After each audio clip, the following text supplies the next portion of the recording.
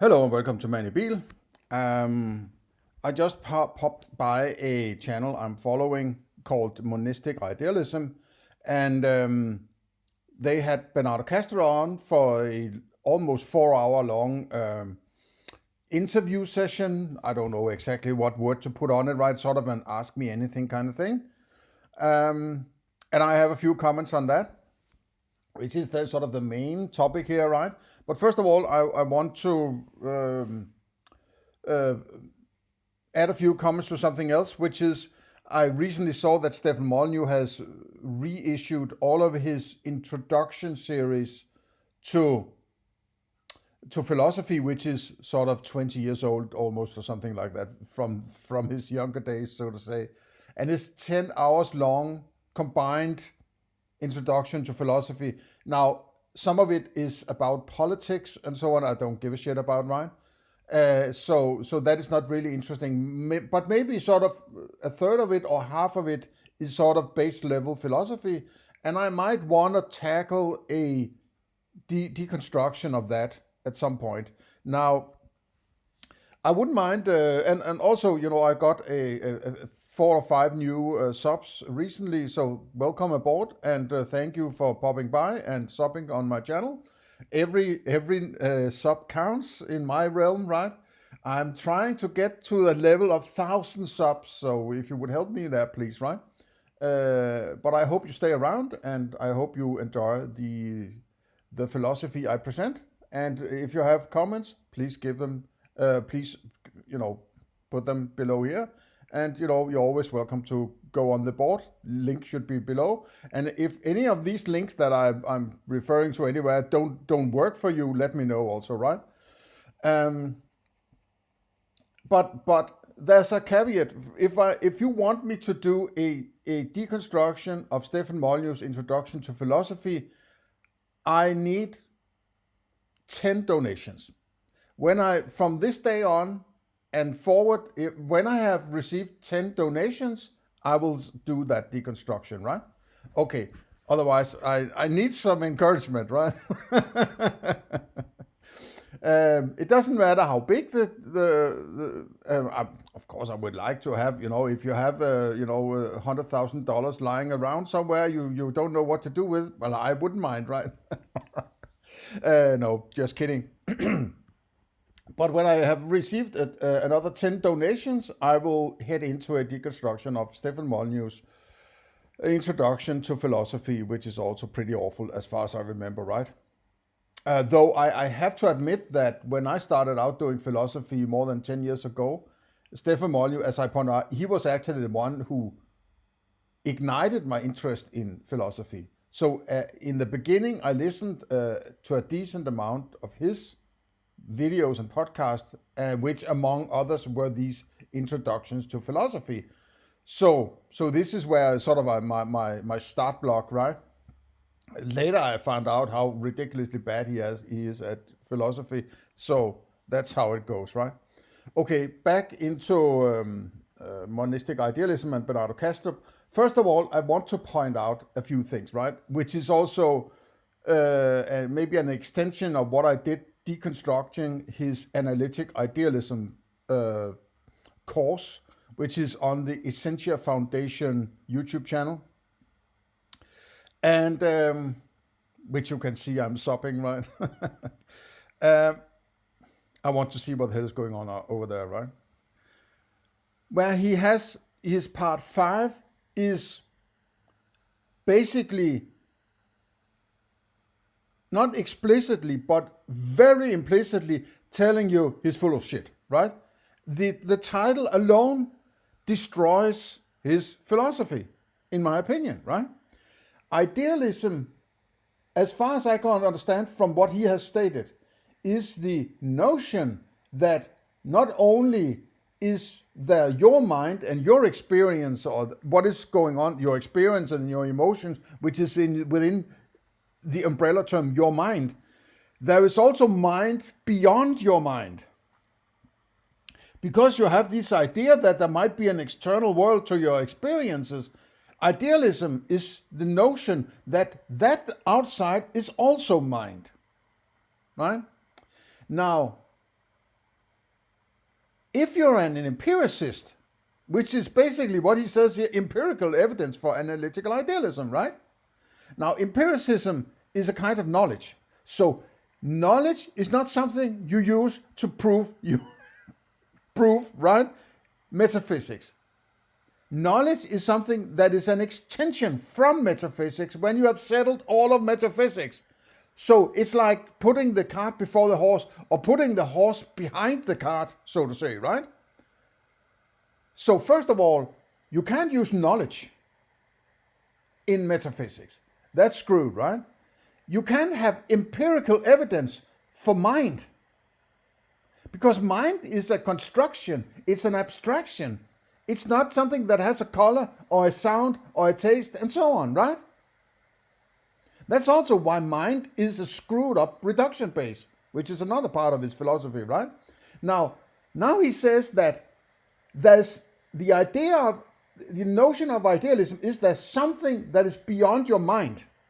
That is also mind, but you do not have direct access to it. You only have this flurry of perception on the dashboard of your inner world, right? And then he says empirical evidence for that which is beyond empirical evidence, right? That's what he says here, man, right? So he basically says there are empirical evidence for how I can go and say there is mind beyond mind, mind beyond my mind, right? Okay? So you see, there are huge problems with this, right? That is unsurmountable, right? Because they are self-contradictory, right? It's futile trying to understand what he's doing, because there might be some other part of philosophy that is decent, right? I'm not saying that, but this is something that is so fucking bad and self-refuting that I cannot possibly take what he says seriously, right? Now, but if I'm not taking it seriously, why am I sitting here talking about it? You could say, right? Okay, I guess I'm taking it seriously. But I want to get to that argument where he says that knockdown argument, he says, that's why I can say there is an outside, right?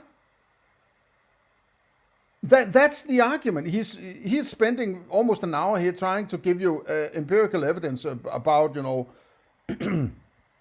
all these sorts of, the woman in Germany who has fall down the stairs and also had a dream that another person had and so on, all this kind of woo-woo kind of thing, right? This is sort of the fluffy thing he's doing in this chapter, as far as I remember, right? I just want something that is to the point, straight and to the point, right? And that's why I was sort of triggered, you could say, about this. And I have no beef with monistic idealism, right? I appreciate that these guys are doing this, right? And monistic idealism and that other guy there, right? That they're doing this. Of course, I would like to try to understand what the hell is going on with these idealists, right? Let me put it this way. I don't consider myself an idealist anymore. I would actually say I'm much closer to materialism, but I still realize and identify the contradiction or paradox built in how materialists generally attempt to describe things where they arrive at the hard problem of consciousness, right? So it's just, to me, it's just a different approach to materialism that encompasses this problem.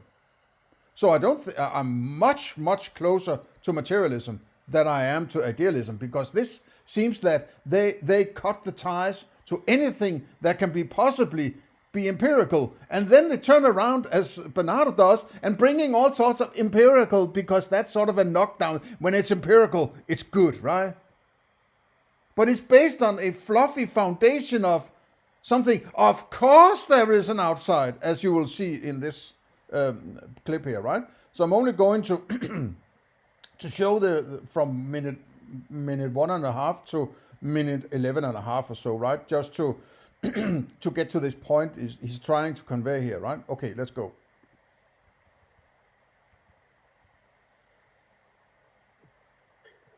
Okay, hello everyone. So, Emma did a great introduction for us. I'm just going to jump right in for some philosophical conundrums for Bernardo. The first one that comes up a lot is something called the locked in. It's a rebuttal of the outside world being different stuff than we experience. This is the idea that we, starting from our points of view, are making incorrect inferences of the world through the eyes and nervous systems as biological organisms. And as such, organisms are making an error in positing the outside world is made of consciousness experience, simply because we can't get behind that. Those experiences are due to our viewpoint, our biology. So the error is that I didn't understand what the error is. What is the erroneous inference that we make? So usually the materials will say that, of course, we're making an inference that, through our nervous systems, we're getting experience somehow. The outside world's made of non-experiential stuff. But because we have that perspective, we can't infer anything else outside of that, right? But it is different. And we're making a category error somewhere because that outside world is made of matter. The idealist is just saying, okay, we're locked in this view. Basically, they're positing something different. They're positing matter outside of experience. We're just saying it's experience, but they're saying that the stuff outside is matter. And we're making that error because that's what a nervous system does. That's what it feels like, but it's different stuff. Yeah, okay, I understand. So, and It's hard to follow what the hell they're talking about, right? I guess you have to be a part of this kind of thinking already in order to understand what is going. I'm having a sort of a hard time. I understand that they're trying to deal with how do you get to say that it is an outside, right? And also, okay, if you say there is an outside, what is it made of? And I also seem to identify that most of these idealists take it for granted there is an outside, as if that is given to you, right? And then they start to talk about what is it made of, right? But that presupposes that there is an outside, and you can't do that without arguing for it, right? Because the basics is that the basic ground floor is solipsist, right? In the sense that you have access to your own experiences. That's what you have got to work with, right? That some of your experiences sound like Bernardo Kastrup, or what you usually call Bernardo Kastrup, is just the part of your experience, right? That experience doesn't come with a manual that says this experience is supposed to be understood as something outside your mind. Because all you have reference to is something that is inside your mind. Otherwise, you wouldn't experience it, right? So this leap to say, hey, of course there's something outside. I'm challenging that. I'm not saying you can't do it, but you can't just argue for it, reason it. Of course it's the case, as if it's sort of given to you. That doesn't work to me, right? For me. Okay. It is undeniable that there is an external world beyond our individual minds. It's undeniable, right? It's undeniable. What kind of sophist, stupid asshole argument is that? I have decided there is something because you can't argue against it. You can't deny it. So therefore it's the case. It's like the teapot around the Jupiter, what the hell it is, right? So he say, Bertrand Russell would say you can't argue against it. But Bertrand Russell wouldn't say, aha, and therefore there is a teapot around Jupiter, right? But that's what Bernardo Kastrup does. He says, you can't argue against it, therefore it's the case. That is fucking stupid, right? And it's actually bordering on dangerous, I would say, because it screws with your ability to, he's saying you little peon, you can't argue against this, right?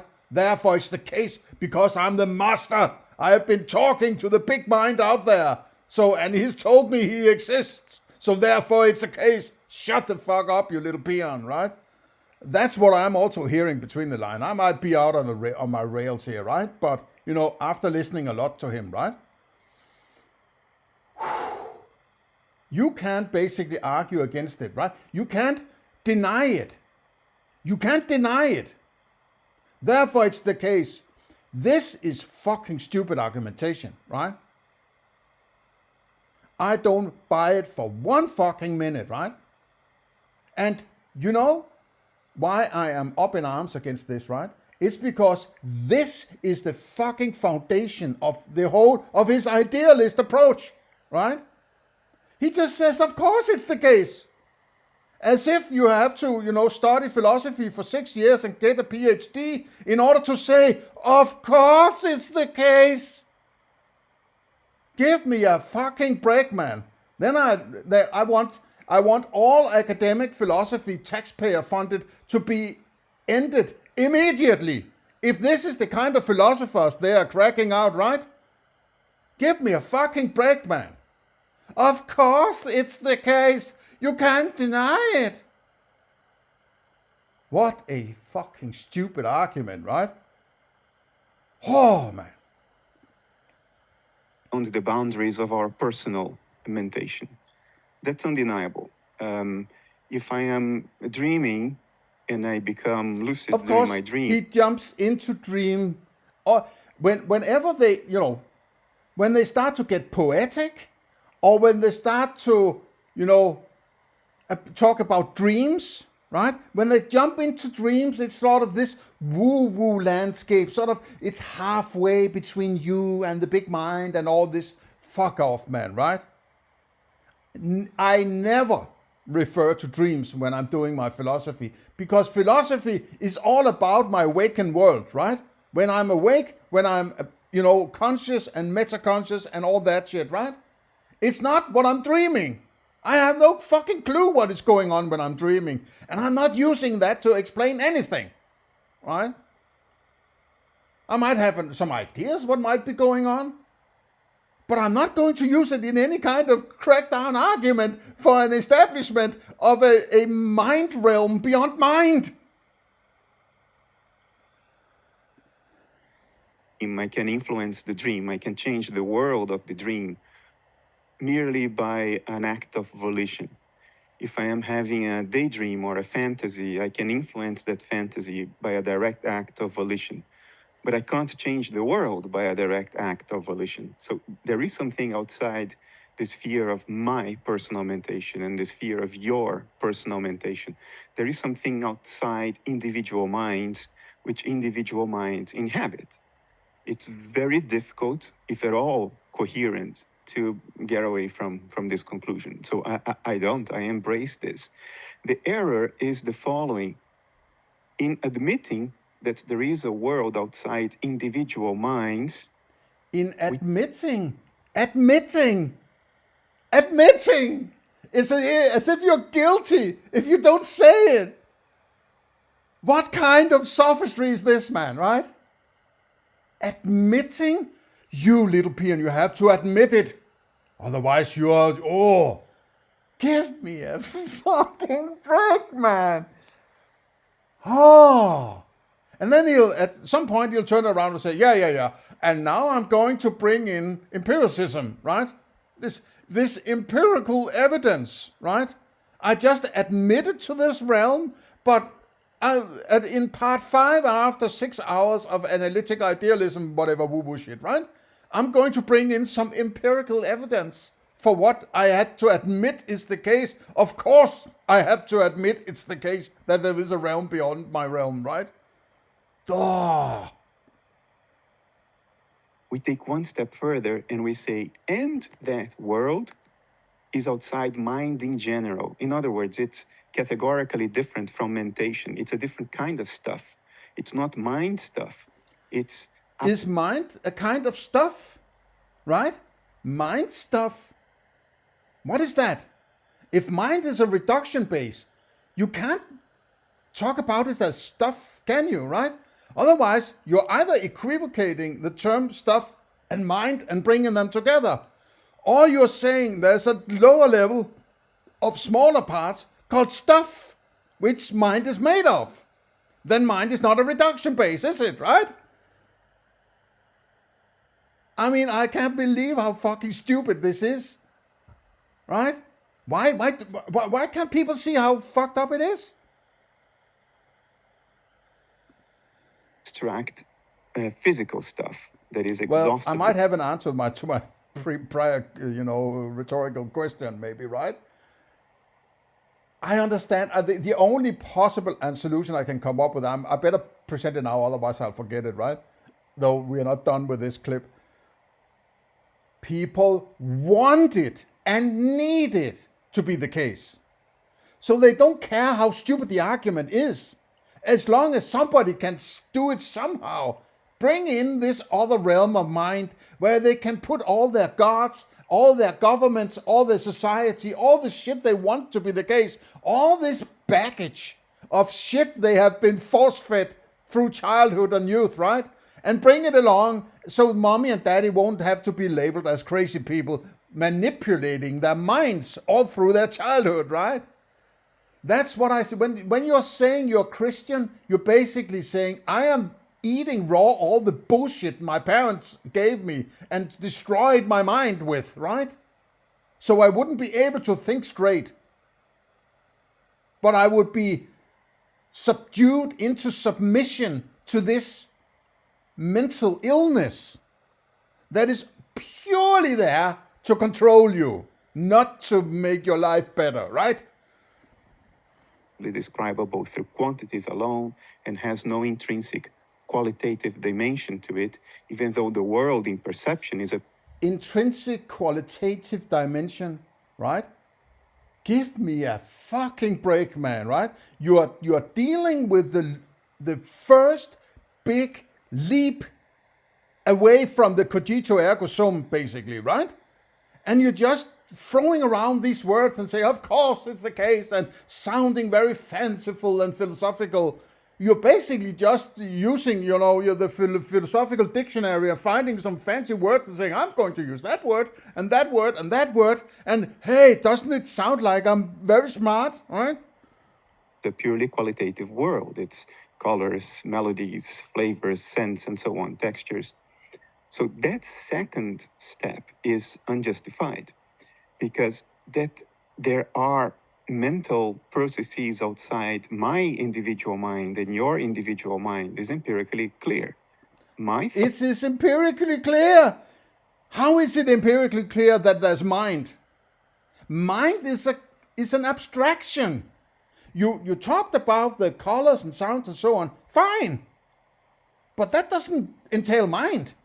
That's just a term you are put on to encompass all of that which is going on around these with the experiences and what entails from the experiences, like cognitions and abstractions and models and science and feelings and emotions and whatever comes from those experiences, right? You're just saying, I'm putting in one big bag I called mind. And then he sort of abstracts from that and say, oh, I guess everything is made of mind then, right? It's like me sitting here in my living room, right? I've used this sort of contradictory or, defeating argument kind of metaphor before. Sitting here in my living room, there's my laptop, there's me, there's my pillow that my laptop is sitting on so I can get my laptop up in a good height, right? There's my sofa, there's the chair, my glasses, my glass of juice, my flat screen, my movie collection, my CD collection, my vinyl collection, my books, staircase, table, chair, all these various objects, they are all, cognized, right? And then I'm calling this my living room, right? I just added a term to all these objects because they're sort of within the same spatial confinement, you could say, right? I call that living room. Now, the leap that he takes is, he says that everything here is made of living room stuff, right? This is made of living room stuff. And then he looks, oh, look, there's a wall there. And there's also a wall there, and there's a wall. I'm inside a living room. Maybe there's something outside my living room. Well, I'm just going to say, of course, there's also living room out there where I can't go. You see how fucking stupid it is, man? Thoughts are mental, but they are outside your mind. You cannot change my thoughts merely by a direct act of volition. And my thoughts would Volition, an act of volition. I'm getting into the details here, right? An act of volition, what is that? When I move my hand, that's an act. Is that a volition? An act of volition? Do I need volition to get to an act? I'm just this. It sounds, he uses these sort of half academic fancy terms, right? And it sort of dupes you into thinking, oh, he must be very smart, and he is the banner, banner boy for idealism. I better listen to him because he's the smartest man in idealism, right? And it's modern idealism. It's not old idealism. It's the new thing. It's the new man. It's the new movement. It's the new foundation. Fuck off, man. would still be here even if you were not around. So from your point of view, my thoughts are objective and they are external. And you can't change them. You're objective. Your thoughts, even if... So, if I'm saying I'm experiencing a Bernardo Kastrup, he has these colors, he has these sounds, he has these glasses. So therefore, there is a mind in there and that's objective. How the hell does he get to that? What the hell does it mean that it's objective? I don't fucking get it, man, right? In my world, in my philosophy, to call something objective, it needs to be what I call an object.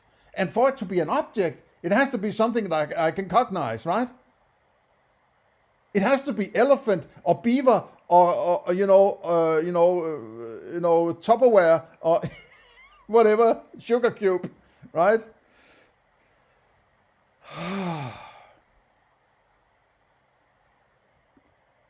Them by wishing them to be different. But my thoughts are still mental and they are still qualitative, not quantitative. So he's just jumping over the problem of other minds as if it's sort of given, right?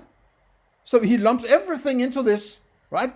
You know, this is also a thing I have noticed, that these kinds of philosophers, they can spend a very long time dealing with a very small aspect of this particular philosophy. They can spend hours with a little minuscule little part of their philosophy. But in the beginning, they're lumping huge axioms and ideas and leaps of faith and what the fuck, right? As if it's just given to you, right? And then they start to, fly fuck some little problem in order to justify that part, which is sort of based on a huge leap over here that is not justified well enough, right? Ugh. So what an objective idealism would say is the following. Evidence that there... Objective idealism. But was it objections? Objective idealism. I thought it was analytic idealism. I'm just confused now. There is a world outside individual minds is obvious. But why the hell is that obvious?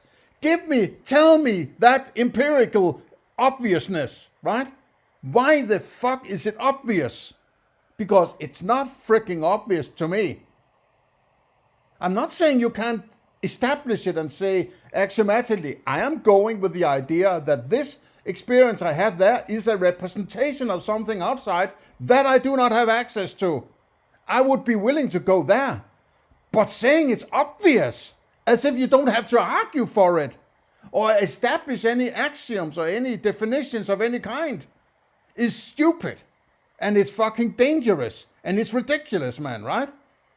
Does that take 6 years in a philosophy university and a PhD to get to the point where I could say it's obvious, right?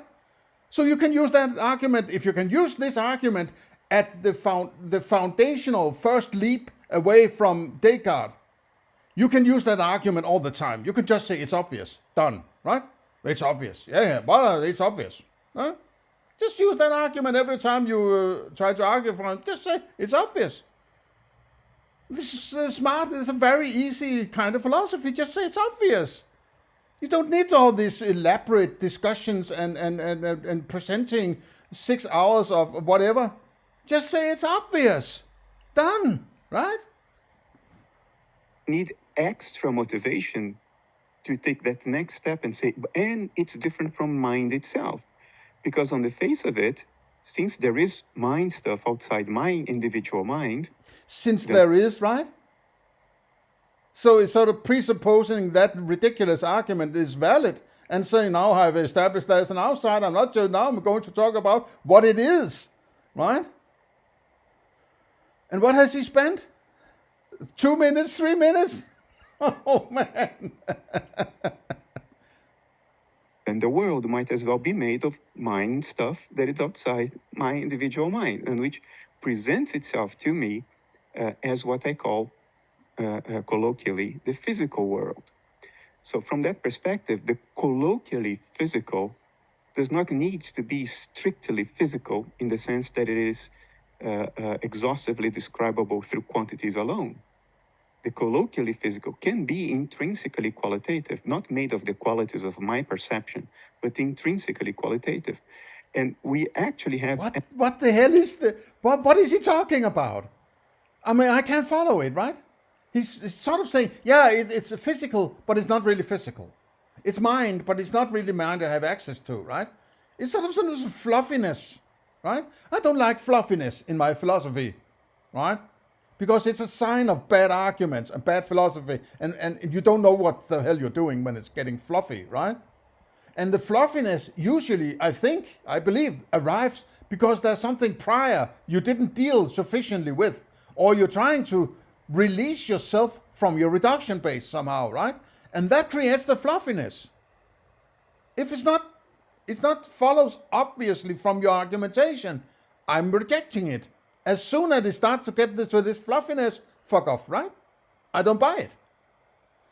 I have my own philosophy, thank you very much. I would be willing to change it if somebody can come up with some good arguments.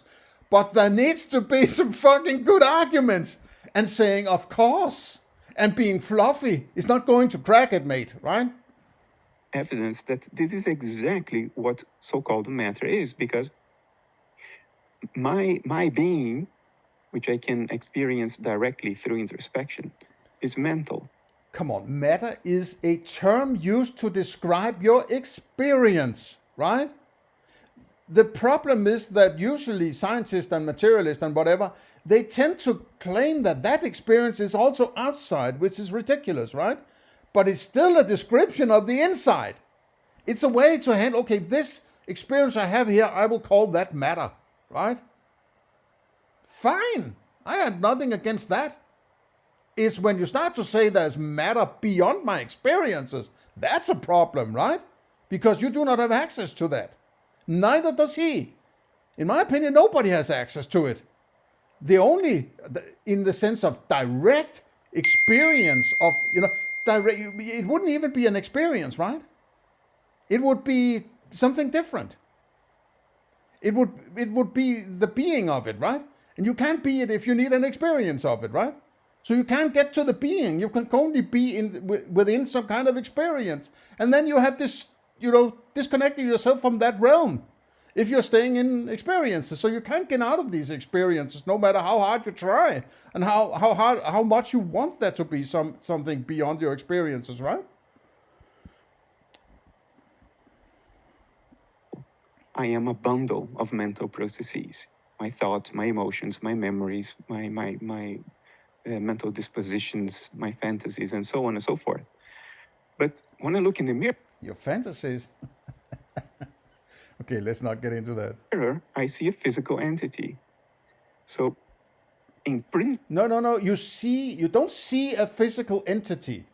An entity is an interpretation of what you see, right? Seeing is another way of saying you have colors, right? You don't see the entity, you see the colors, and then you derive or cognize some entity. The cognition is purely something that is going on within you, right? Your qualia is also, but that is the qualia is the closest thing to what might go on in other entities that you have established axiomatically that you are going with based on your own experiences, right? Trying to go around, trying to move around the pieces until somebody, hey, look, I'm on the other side of experiences. Hey, how did I get there, right? I must have been argued for it philosophically, right? Bullshit. Principle, my mental processes present themselves to external observation in the form of what we call matter or physical stuff, my body, my brain activity. So it seems like my mental inner life looks like physical stuff when observed from the outside by another person or by intermediation of a mirror.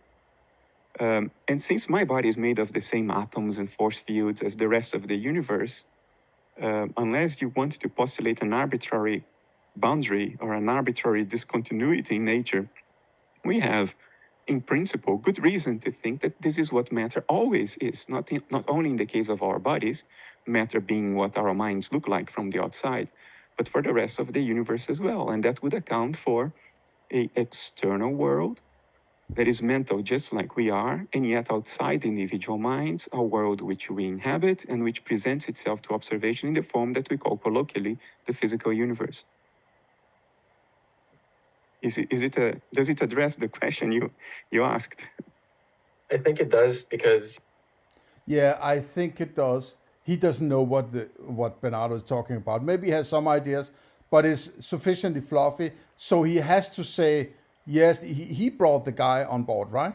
If he's too inquisitive, he might not stay there for 3 or going on 4 hours, right? He might be sort of annoyed and say, I have to go now after 1 hour, right? So he has to align himself a bit with it, though he might not. I'm just guessing, right? He says something, I think I understand, right? That doesn't sound convincing, to be honest, right? But he better say that, because, the circumstances of this kind of interview, right? the whole issue comes from, so the idealist takes the view that there's just mind stuff, and we just infer, like you said, there's more earth beyond the curve of the earth, right? The materialist says, well, it's all matter, but because we start from this view, like an epistemological idealism, right? How do we get to an ontological one? Well, that's like a leap of faith, because it's matter. And of course, we'll get to that inference because we start from this perspective, but it's matter. Oh, yeah. When you start to talk about leap of faith, right? You're tapping directly into Christianity or possibly other kinds of religions, right? A leap of faith. It's just trust me when I say, right? You don't need to think for yourself, right? Just trust when I say it. Just accept it, right? Don't think for yourself. Don't have your own philosophy. Don't make it coherent. Just believe what I tell you. Then fuck off with your leap of faith, man. Yeah, I understand it. Yeah, But I think you had that during the premise of the feeling or the argument that you just expressed is that there is a sense in which materialism or physicalism, I will use the words interchangeably, is the simpler and more direct option. And that the idealist justifies a less simple, less direct option based on an epistemic stand. Like, all I know is mind, therefore there is only mind, while the materialist says, well, that's an epistemic limitation, but there might as well be a non-mind. Well, the possibility is clear. There is no logical incoherence in postulating the non-mental. It is not logically incoherent to say there is a world that is different from mind. But it's not the simpler approach. It's not the default approach. It's not, why would it be preferred? Because the materialist is in fact making one extra postulate. There is one extra thing that the materialist requires, which is a ontological category that is non-mental, although all we know is the mental.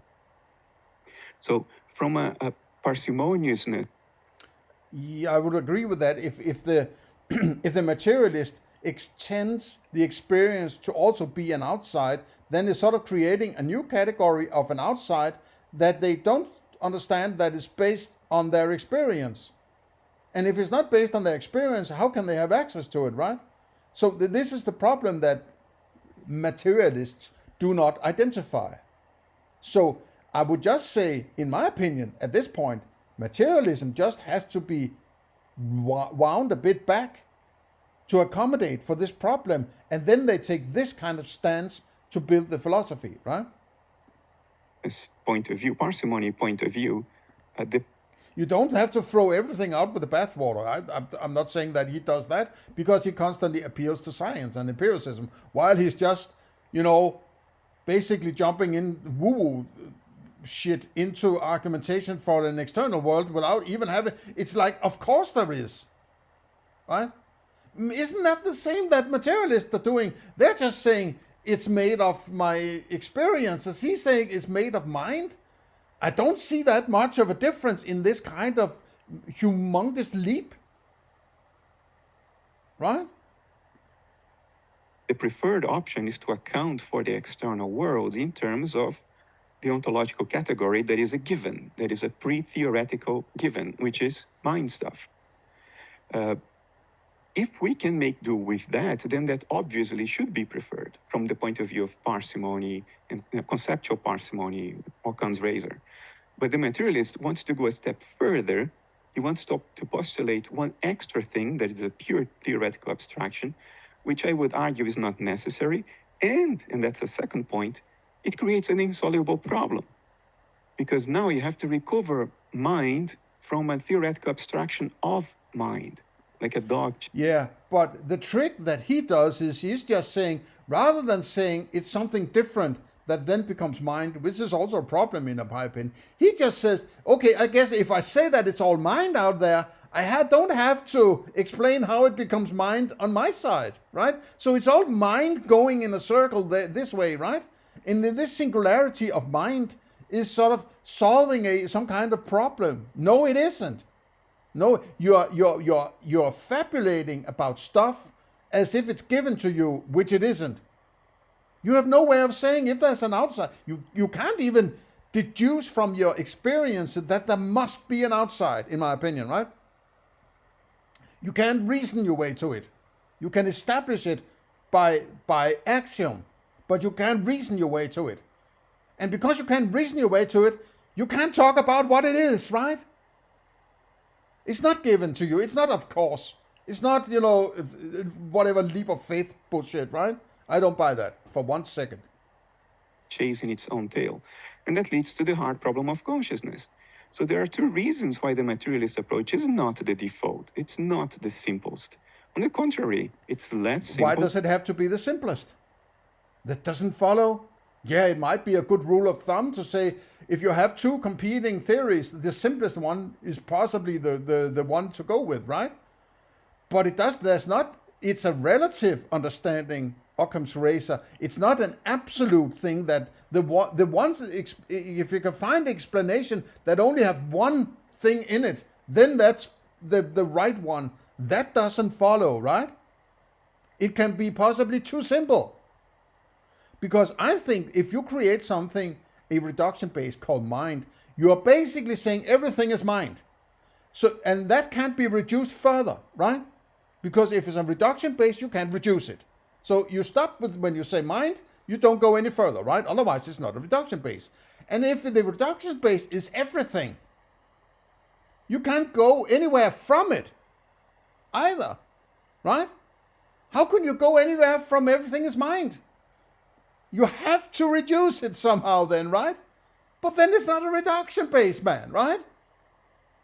So it doesn't work. It's stupid.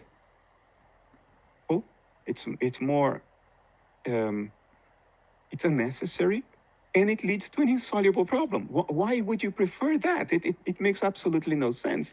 No, but you have to identify that there actually is a problem.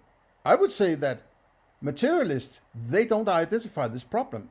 They think that when you say there is a realm beyond your experiences, they think there is experiences out there that they have access to, and then another realm beyond that. That they say is crazy, and that is crazy, of course, right? They don't understand the experience as something that is confined within you, and you're sort of blindfolded and walking around in this, airplane, dashboard thing, right? You're blindfolded into you're born metaphysically blindfolded, you can say. This may be taking the metaphor too far if you don't understand what I mean, right? I don't want to confuse you, right? But yeah, let's just keep going. The only reason people have this intuition that materialism should be simpler is cultural momentum. They are used to this culturally prevalent notion that materialism should be the case. But this is pure subjectivity. There is no logic or empirical foundation for this. Pure subjectivity. Now, I have heard him use that term for the world outside, as that is pure subjectivity. Now he says pure subjectivity is inside and is not good. I don't fucking get it, right?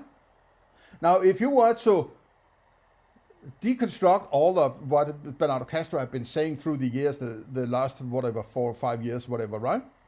And try to find the terms he uses and place them within a bigger picture of the terms, I would bet you will find a lot of contradictions and moving around the terms to have different meanings and so on, right? All this mind and subjectivity and all these terms and empiricism, it just is, it's this cloud of terms that is basically one big fluffy cloud that doesn't really necessarily make sense unless you really want it to make sense, right? That's how I see it. It's not argued well, right? These kinds of leaps he's taking, these are unfounded. You have to found your leaps in something. You can't just say, of course it's the case, because that's the same as saying I don't need philosophy. I can just go around and say, of course, right? If he takes the big leaps using an of course, and then he fly fucks a little minuscule argument somewhere down the line using 4 hours or something like that, that's stupid, right? That is fly fucking some insignificant aspect based on a huge leap that isn't argued. I don't buy it, right? I wrote a comment on the video on this particular question, and it got very many, 25 answers and 5 likes, including one of my own. And I wrote, let me see if I can I get the whole? I think it's the whole.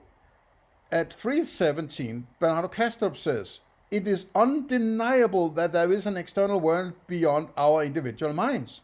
Then I write, or I quote, then I write, just because you think you cannot deny X does not make X so. And getting to the point, how do you argue that there must be an outside world, which is what that weird statement alludes to, in my opinion? What is it about? I know there's something missing too. I can't get the whole text here. I don't know. Usually you can expand. I can't do that here apparently, right? I'm sorry for that. Okay, so you will have to go and listen to the whole question, statement, a question I make, right? Okay, so then be here now space says we share. As soon as you hear the term we, right? I pointed that out a lot of times in my past videos. As soon as you hear the term we, it's all this collective mind thinking, right? It's not my philosophy, it's a we philosophy, right? And people speaking on your behalf, that pisses me off, right? Don't lump me into your thinking, right? And then if you press them, they will say, oh, no, but it's not about you, it's just us over here, right? And then it becomes this us versus them kind of thing, right? Okay, we share a consensus environment that I can't radically change according to my own will. Well, how does he get to that, right? How does he get to it? I'm asking how he gets to it, and then he just said, I have got to it, right? As if that's an argument. Nobody really believes in solipsism. Okay, how all 8 billion people in the world, right? Do you have an argument for denying an external world? But it's not me who has to argue. It's the one arguing that there is that has the burden of proof, man. It's the one coming with the claim that has to bring the argument. I don't have to bring an argument. It's not, you're not guilty until proven innocent, right? You have to prove guilt. You have to prove your statement. You have to prove your argument. You can't say, yeah. Can you disprove that there is a teapot? No, therefore there's a teapot. Bullshit, man, right? Okay, then Sam says, you've completely misunderstood Bernardo. Bernardo is not forcing you to accept anything. He's starting with the undeniable. The undeniable. He's starting with the undeniable. So you don't have to bring in the argument, right? You just say undeniable, right? That our, again, that's the our, the we, right? The we thinking, the collective thinking, the we, right? You have already been lumped into this thinking. Our perceptions largely, there's no our perceptions, there's my perception and potentially your perception and that guy's perception over there. There's no our perception, right? Largely agreed, largely, right? Fluffiness, largely, right? So there's always the back door. There's a getaway card somewhere, right? Largely fluffy bullshit, right? Agree with each other and that we appear to be immersed in the same environment. Appear to be immersed. What immersed? What is that, right? And then explains how this can be reconciled with an idealist worldview. Oh, so it has to be reconciled. It's sort of, I have to bring it together somehow. Sophistry. I have to, force, what's it called?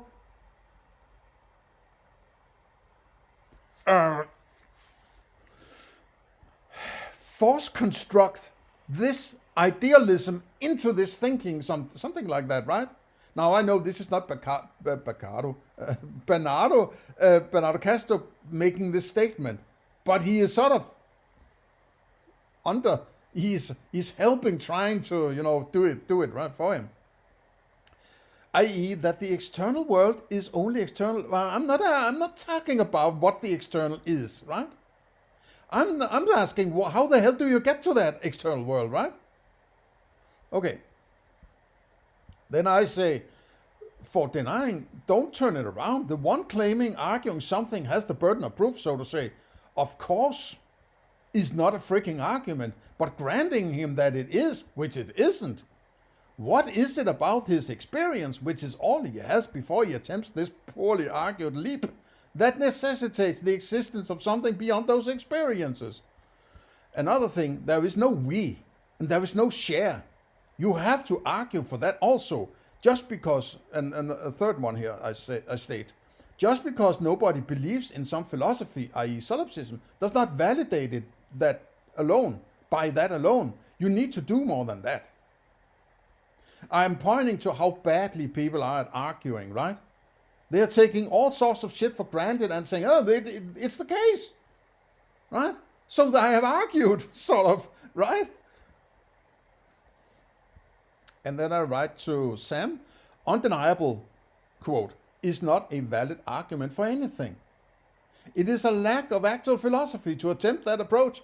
All I'm asking for is a clear explanation of how it is reasoned from the experience, which I consider impossible, based purely on reasoning. Largely, and appear to, are not strong enough to be knocked down arguments that can support a, of course X is the case, not least when this pivotal claim is a make or break deal for the whole of his analytic idealism. And by the way, there are no facts in metaphysics. That would be knowledge, quote, epistemology. And then Be Here Now Space says, gosh, you sound angry about this.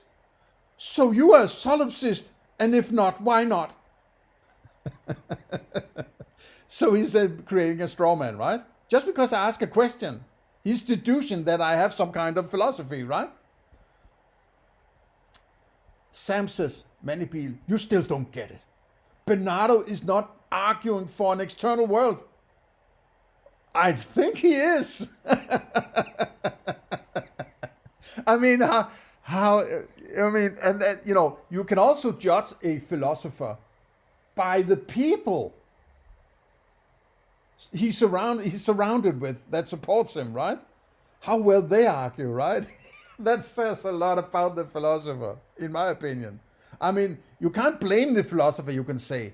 But on the other hand, right? On the other hand, right, it's like, if you're saying you have a very, very, very smart university, and the people, when you talk to the people going to that university, they're sort of, I'm so smart, I don't have to argue, of course. And you're saying, okay, I don't think this is a good university, right? He is simply acknowledging canonical observations. Canonical observations. What the fuck is that? Canonical. That can't be an observation, right? So it's a description that somebody in the past maybe said, I had this observation. So he reading about somebody having an observation, he treats it as the same as he himself having that observation. It must be on the same level of insight, right? That is also bullshit. About such as the fact that we all, there it is again, we all, I know what everybody, all 8 billion people and all the animals and so on, they're thinking, right? We all inhabit a common shared environment which we have no privileged access to. Privileged access. What the hell kind of mental, brain fart is this? The way we do the contents of our own mind, he then shows how these observations can be reconciled with idealism.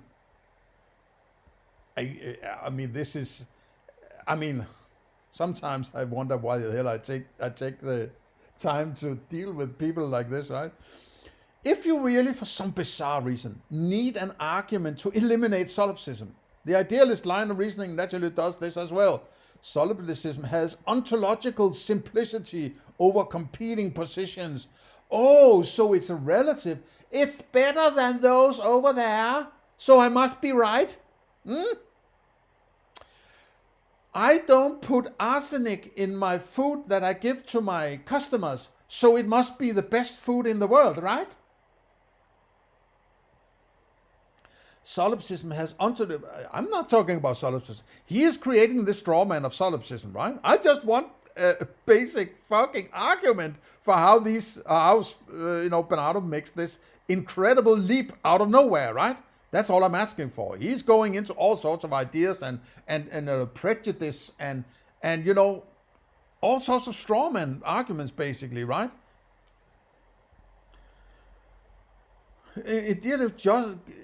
Idealism requires just one leap of faith. Yes, but I don't care about leaps of faith. I want a fucking argument, right?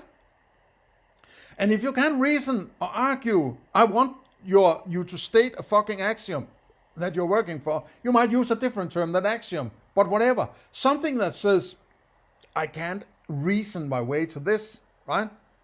I have to state an axiom in order to get further in my philosophy. And you, as another person,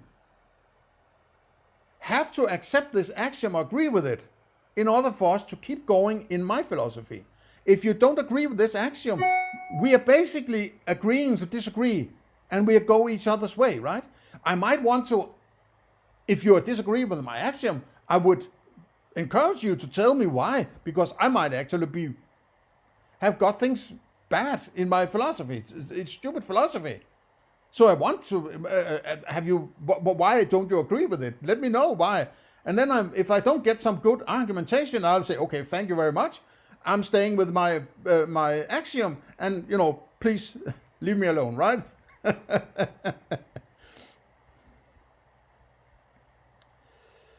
The existence of other minds. Now he's talking about both. There is a mind out there, it's made of mind, and there are other minds. So this is 3 fucking big leaps that are just faith, right? Bull fucking shit, right? Observations in idyllic terms without the need to posit a material world. I mean, it's also, he doesn't understand what I'm doing. I'm just asking a fucking question, right? Stick to the question. Stick to the fucking question, man, right? So, be here now space. I'm referring to something that he says. Gosh, you do sound angry about this, right? The be here now space. I said ad hominem. That's pathetic. Address the questions, right? Okay, so I say to Sam, so you are basically confirming my suspicion that he has no argument for that external world. Canonical observations, what WTF is that? How do you get to that through your experiences? Oh, so you are letting an interpretation of your experience be some kind of mystic non-argument for an external world. GTFOOH, right? Explanatory power. What exactly is it you think you and Bernardo Kastrup are explaining? Apparently you are elevating some aspects of your experience to be an explanation of something outside experience. That is foundational BS. Quote, leap of faith. All sounds so religious to me, right? It's still my comment here, right? The problem of other minds is not something I would accept a solution to based on faith, just because someone says so. Then the new guy, deactualized human being. They all have some, except Sam. There's a simple name, right? They all have these, woo-woo kind of names, but that's just funny, right? I am curious. Are you a solipsist?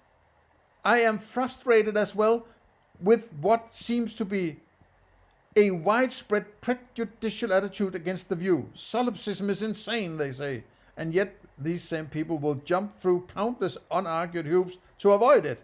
A move that would not... Okay, he's basically supporting me. I guess I remember now. Yeah, he's not... So I better be a bit more nice to him, right? Okay, let's start all over, deactualized human being. I am curious. Are you a solipsist? Well, obviously I'm not, since I'm...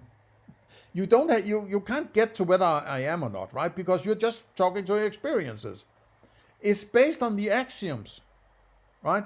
And you can agree upon axioms, or you can disagree, right? That's what they're there for, in my opinion.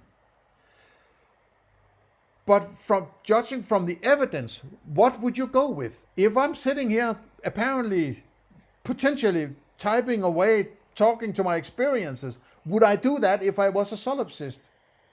Possibly not, right? Otherwise I would be crazy, right? And that would also be quite strange, right? So, no, I'm not a solipsist. And I don't think that, when I look at what I consider axiomatically to be other individuals, they don't look like they're solipsist, right? And yet these same people will jump through countless unargued hoops to avoid it. Yeah, they're jumping through all sorts of weird hoops, like leaps of faith.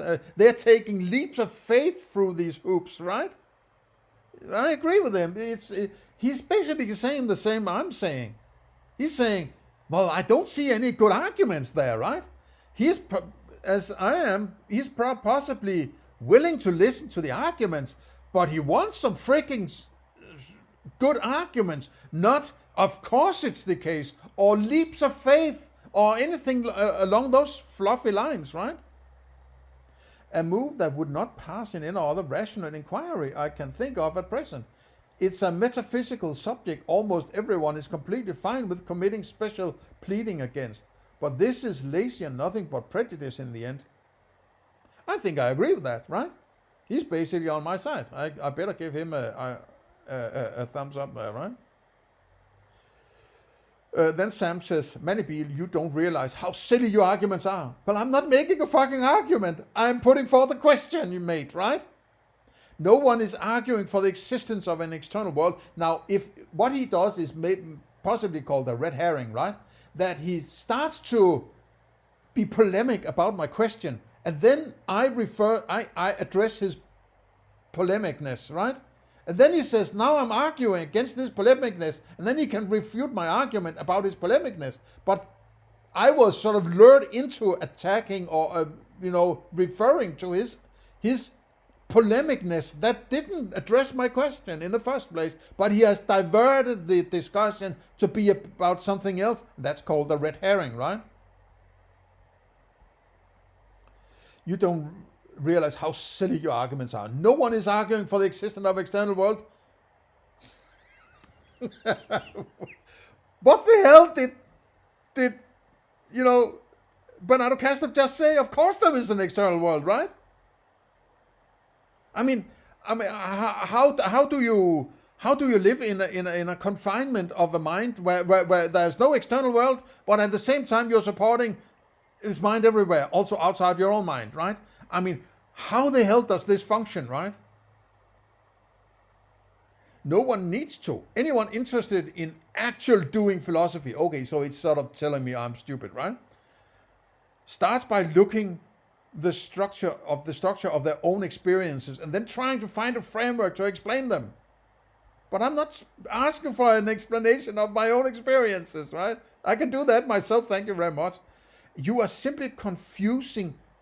I don't know if this is a typo or what, or maybe I'm just ignorant of this. You are confusing explanandum and explanans. Explanans. Okay, that's a first for me, right? Okay, if accepting the existence, and this is also an attempt of, I don't remember what the actual fallacy is called, but when you throw very complex, obscure terms at people, you're trying to dominate them into submission to make them feel like they are ignorant and stupid, right? And I am superior because I know these fancy terms, right? That's an attempt, right? If accepting the existence of other minds, I'm not accepting anything. Now we're doing acceptance. Just accept it. Which is sort of this kind of, maybe this leap of faith thing. Just accept it. This is possibly somebody who has been Christianized from childhood, right? They're so confused and they're trying to connect impossible dots here, right? And I have empathy for people who have been screwed around by religious parents, right? It's not something that I know, but it reeks of it, right? You just have to accept this, right? It's built into the thinking. You have to accept, otherwise you will be thrown out to the streets. You're not a part of it. You will be, ostracized from the family if you just don't accept our craziness, right? You don't seem to understand that it's fundamentally possible to prove the existence of anything outside of your own mind. Well, so you say there isn't an argument. Shouldn't you go back to Bernardo Kastrup and say, what the fuck are you doing? You're just saying, of course there is something fundamentally outside, right? Then you say prove existence of anything outside your own mind. What do you mean by existence, right? Is that some part of a world outside, or is it the whole world outside, or whatever, right? So again, these terms are, it's so fluffy now that, right? We don't know what we're talking about here any longer, right? But perhaps you are in that remaining 1% who is convinced that I'm a figment of your imagination, in which case, why are you arguing with yourself anyway? It's a straw man that I'm trying to tell him that I'm a solipsist. I'm not. I'm just asking for a fucking good argument for why the Bernardo Kastrup can jump into this of course thing, right? Okay. Then I say, all right, define experience, framework, and explanation, please, right? I'm referring to some terms he used, and I want him to define them, please, right? I say, all right, define this, that, and the other, right? You say it's impossible to prove existence outside. That is not the question made. The question is, how do you reason your way to the understanding of an outside at all? Just saying, of course, like Bernardo Kastrup does, is not going to crack it. Sounds like you are building a straw man of me being solipsist. Why? You are reasoning this way because many people want a very good argument for X. He must be adhering to the philosophy opposite X. That is stupid. Deactualized human being says, I say to deactualized human being, that was the guy who was actually pretty, critical, right? In my opinion, Descartes' cogito is solipsist if he stays there and don't write meditations on it. But then, since he did write meditations, he cannot be considered solipsist. Then since he then either talks to his thoughts or he violates the solipsist nature of it by attempting communicating with what must be considered an implicit acceptance of meaning of particular experiences that would extract something from his books. That was a little convoluted, but it can be hard at times to keep it simple, right? If you ask me whether solipsism is correct, it is an impossible question to answer because it is not really something I can get to. I can only decide to act according to it or not. I chose to and act as if it is not solipsist. Otherwise, it would be implicitly contradictory to write these sentences. I would agree with Descartes, though, that the starting point for philosophy is the cogito, and unless you are satisfied with that, you are not solipsist. Sam says, Manibil, it is hard to believe you're even arguing in good faith. I don't argue for faith, right? If you can't imagine what I mean by those terms. I don't want to imagine, that's why I'm asking, right? It's also incredibly silly that you are demanding a reason for rejecting solipsism. For a reason I already gave you. Don't actually seem interested in discussing philosophy. You are stringing words together. Then I say to Sam, who says I cannot imagine what you mean by those terms? That's stupid. I want you to define what you mean by the terms you used, right? Please go to minute 3 to 3 minutes and 32 seconds into this video of mine to understand, right? That it's a video where I don't remember, but you can go there yourself. It is silly to demand an explanation for how you take possibly the most...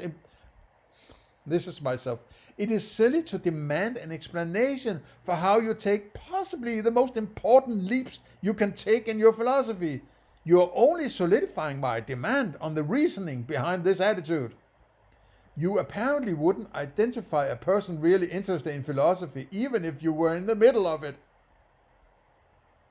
Then Sam says, Manibil, debating solipsism is the silliest conversation I could... We are not debating solipsism. You are making a red herring, you moron, right? So feel free to debut your special argument against solipsism. That doesn't require any inference, since apparently that makes it a religion, except no such argument exists, which makes your criticism completely nonsensical. I'm not sure what the hell he's trying to say there, right?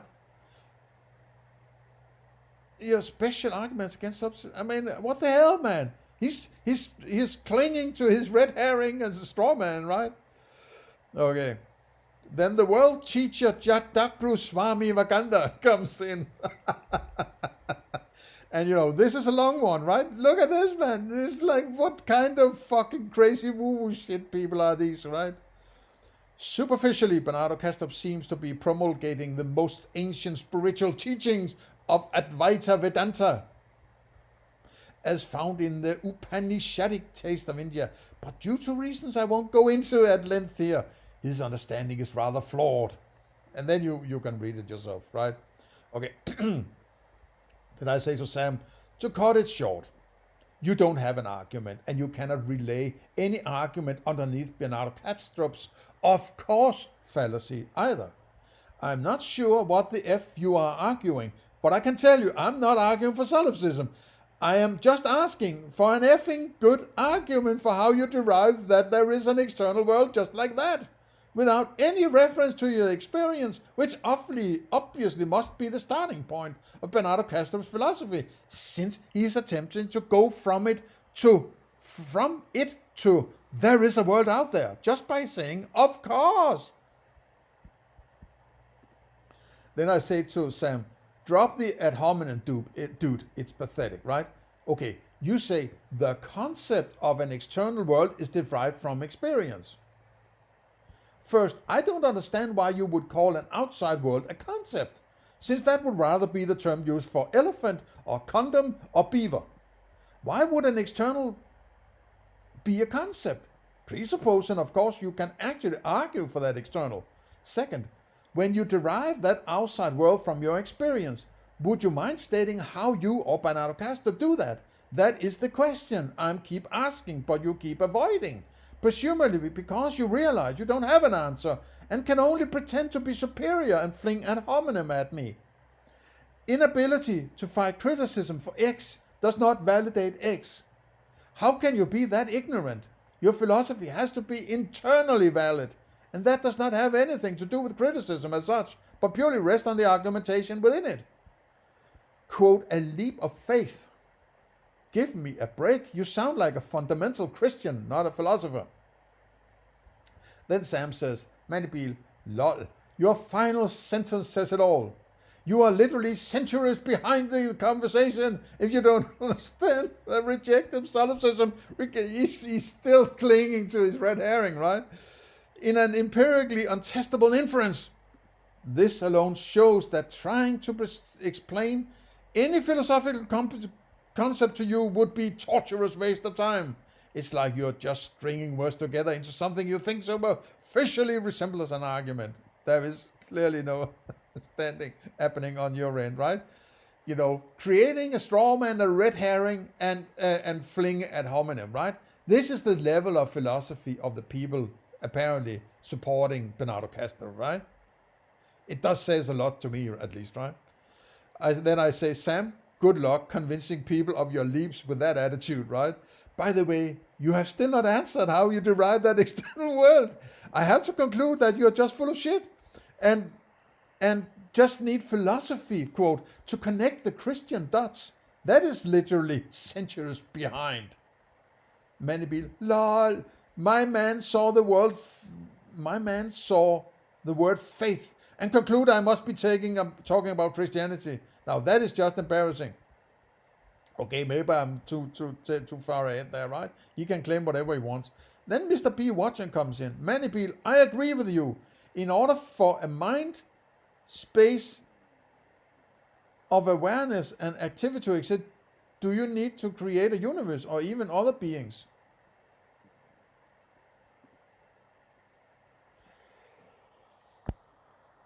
I'm going to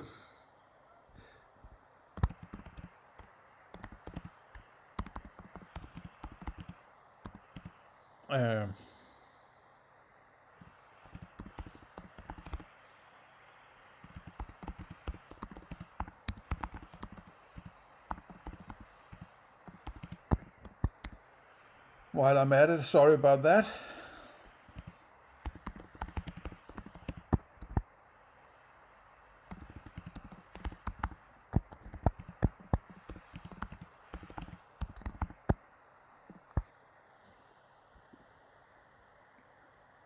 So that was basically, I mean, at some point, you know, I have seen this so many times, right?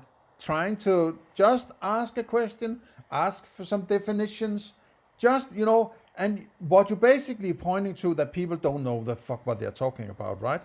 They want some kind of idea of the solution. And then when somebody like Bernardo Kastrup comes in and makes this sophist attempt and connecting these weird woo-woo philosophy, religious, whatever, science dots in some big gumbo of whatever, right? Then they want that to cushion, to it's sort of a self-medication with bad philosophy in order to justify the bullshit they were told as children, right? In childhood, right? Rather than starting from a ground floor where you work rigidly with philosophical, you know, definitions and axioms and first principles and whatever, right? You can't just say, of course it's the case, right? It's fucking stupid.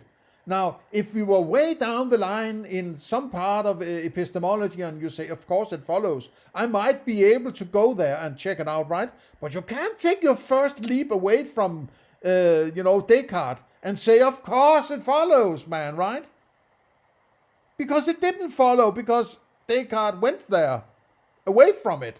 So you can't go the other way by saying, of course, because it wasn't an of course. That was why Descartes ended up in saying, I think, therefore I am, right? There's no external world in that statement. I don't buy this shit, right? I don't fucking buy it, right? Okay, I don't want to bash monistic idealism or the other guy there, right? They are basically just tools for this ask me anything, right? So they stay sort of behind and let the Bernardo Kastrup and all the listeners below here commenting be the center of the focus. So I'm not trying to, bash you or anything like that, right?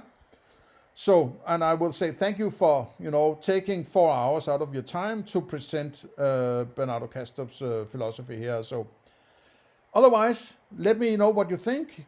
Share, like, and subscribe. Consider donations. We might end up me doing 10 hours of deconstructing Stefan Molyneux's foundational philosophy, right? So consider that, please. Otherwise, have a nice day. See you in the next one.